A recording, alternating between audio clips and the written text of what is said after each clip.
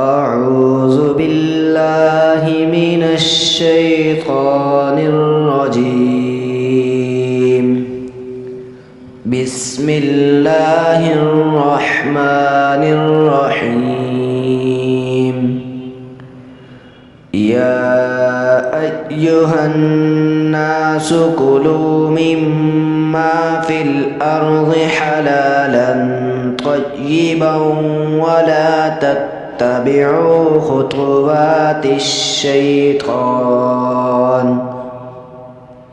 إنه لكم عدو مبين.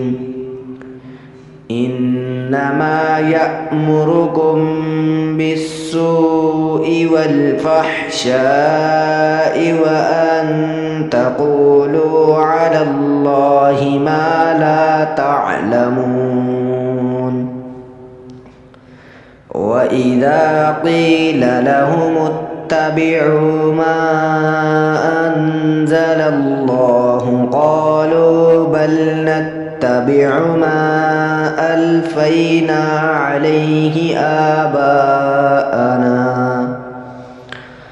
أولو كان آباؤهم لا يعقلون شيئا ولا يهتدون.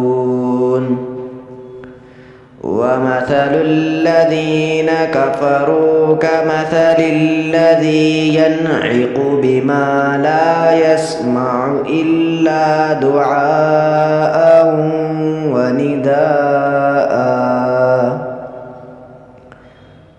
صم بكم عمي فهم لا يعقلون. يا أيها الذين آمنوا كلوا من طيبات ما رزقناكم واشكروا لله إن كنتم إياه تعبدون. إنما حرم عليكم الميتة والدم ولحم الخنزير وما أهل به لغير الله فمن اضطر غير باغ ولا عاد فلا إثم عليه إن الله غفور رحيم. إن الذين يكتمون ما أنزل الله من الكتاب ويشترون به ثمنا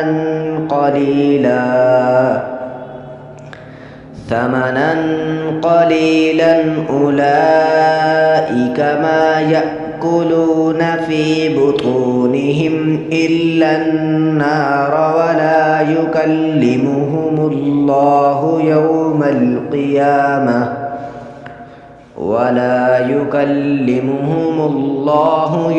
القيامة ولا يزكيهم ولهم عذاب أليم.